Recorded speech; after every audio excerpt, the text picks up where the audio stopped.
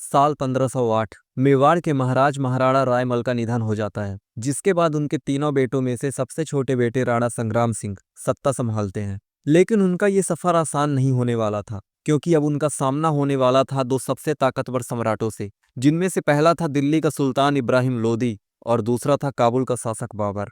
जब राणा संग्राम सिंह उर्फ राणा सांगा गद्दी पर बैठे तो उनका एकमात्र लक्ष्य था अपनी विरासत को मजबूत करना और मेवाड़ को अजेय बनाना।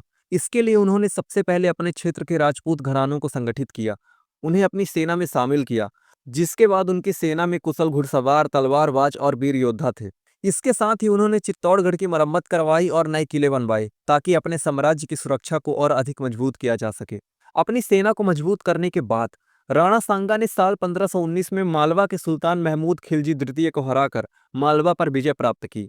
फिर इसके बाद उन्होंने गुजरात के शासक बहादुर शाह की बढ़ती शक्ति को रोककर गुजरात पर भी नियंत्रण बना लिया, और इसी रणनीति के तहत राजस्थान को भी अपने अधीन कर उन्होंने मेवाड़ की ताकत को उत्तर पश्चिम भारत में और अधिक मजबूत बना दिया। जिसके बाद अब उनका अगला लक्ष्य था दिल्ली सल्तनत, जहां इब्राहिम लोदी का शासन था। राणा सांगा उत्तर भारत में अपनी शक्ति बढ़ाने के लिए तैयार थे, और उनका ये फैसला भारतीय इतिहास के एक महत्वपूर्ण युद्ध की ओर बढ़ रहा था, क्योंकि दूसरी तरफ राणा सांगा की उत्तर भारत में बढ़ती शक्ति को देखकर दिल्ली के सुल्तान इब्राहिम लोदी चिंतित हो गया। उसे एहसास हुआ कि अगर उसने समय रहते कोई ठोस कदम नहीं उठाया तो राणा सांगा पूरे उत्तर भारत में अपनी सत्ता मजबूत कर लेंगे और उसे उखाड़ फेंकेंगे। वह किसी भी कीमत पर राणा सांगा की बढ़ती ताकत को रोकना चाहता था, और यही वजह है कि इब्राहिम लोदी ने अपनी सेना को राजस्थान और मालवा की ओर बढ़ने का आदेश दे दिया, क्योंकि वह किसी भी कीमत पर राणा सांगा की बढ़ती ताकत को रोकना चाहता था। इब्राहिम लोदी सिर्फ एक सुल्तान नहीं, बल्कि क्रूर और तानाशाह शासक था। उसके शासन में हिंदू सरदारों की जगीरें जबरन छीन ली जाती थी, मंदिरों को नष्ट कर दिया जाता था, और जबरन इस्लाम कबूल करवाने की घटनाएं आम हो गई थी। उसने हिंदू व्यापारियों और किसानों पर भारी कर लगा दिया था, जिसके बाद आम जनता परेशान हो चुकी थी। इब्राहिम लोदी की इन नीतियों से मेवाड़ और आसपास के राज्यों में बहुत असंतोष था, खासकर मालवा और चंदेरी में। यहाँ हिंदू राजाओं का जीना मुश्किल हो गया था। इसी बीच चंदेरी में मेदनी राय का शासन था, जो पहले लोदी की सेना में एक सेनापति था। उसने लोदी के अत्याचारों से तंग आकर बगावत कर दी, क्योंकि इब्राहिम लोदी ने हिंदू सरदारों की जगीरें छीननी शुरू कर दी थी। जिसके बाद मेदनी राय को ऐसा लगा कि अब उनका राज्य खतरे में है, इसीलिए उन्होंने राणा सांगा से मदद मांगी। अब जब राणा सांगा को मेदनी राय का समर्थन मिला तो उन्होंने बिना समय गंवाए दिल्ली सल्तनत के खिलाफ मोर्चा खोल दिया। जिसके बाद साल 1520 में धौलपुर, ग्वालियर और चंदेरी के पास दोनों सेनाओं के बीच भीषण युद्ध हुआ, और इस युद्ध में राणा सांगा ने राजपूत सेना के साथ मिलकर लोदी की सेना को करारी शिकस्त दी, और लोदी की सेना को हार का सामना करना पड़ा।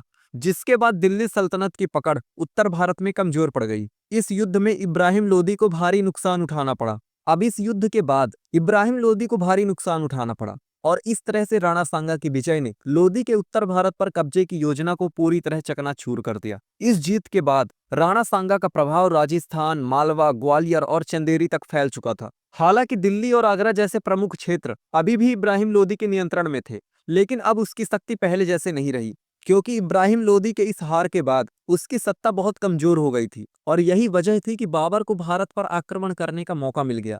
और जब इब्राहिम लोदी की सत्ता कमजोर हुई तो बाबर ने मौके का फायदा उठाते हुए भारत पर आक्रमण कर दिया।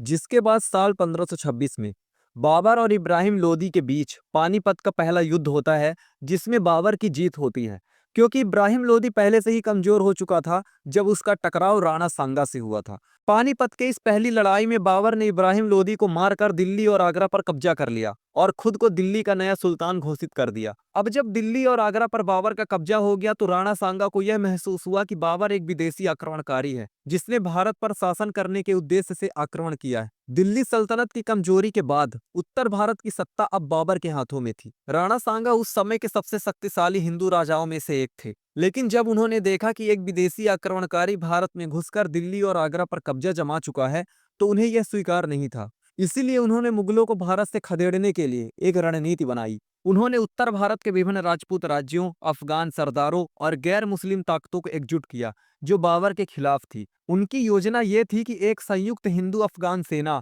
बाबर को हराकर भारत छोड़ने पर मजबूर कर देगी। जब बाबर ने देखा कि राणा सांगा की ताकत लगातार बढ़ रही है और उसके खिलाफ एक विशाल गठबंधन तैयार हो रहा है, तो वह चिंतित हो गया। तभी बाबर ने भी एक रणनीति अपनाई और एक चौंकने वाला फैसला किया। उसने अपने दरबार में इस्लामी जिहाद का ऐलान किया।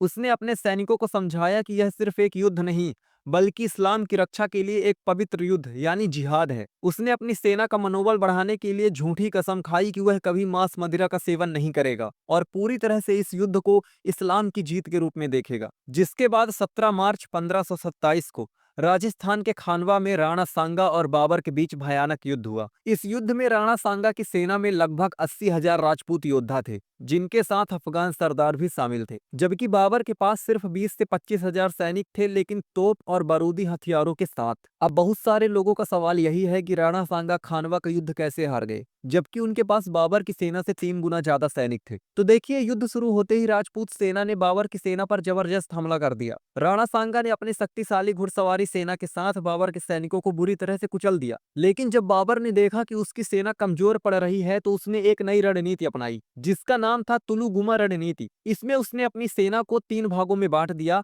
जिसके बाद राजपूती सेना को भारी नुकसान उठाना पड़ा। फिर भी राणा सांगा की सेना युद्ध जीतने के करीब थी, लेकिन उनके ही कुछ सेनापति और अफगान सरदार बाबर से मिल गए और राणा सांगा को धोखा दे दिया, जिसके बाद राजपूत सेना कमजोर पड़ गई और बाबर ने इसी मौके का फायदा उठाते हुए तोपों और घुड़सवार सेना के साथ हमला तेज कर दिया। जिसके बाद राणा सांगा घायल हो गए और युद्ध का पासा पलट गया। जिसके बाद खानवा के युद्ध में राणा सांगा की हार हुई, क्योंकि राणा सांगा के कुछ सेनापतियों और अफगान सरदारों ने उन्हें धोखा दे दिया था। लेकिन इस खानवा के युद्ध में हार के बावजूद भी राणा सांगा हार मानने वालों में से नहीं थे।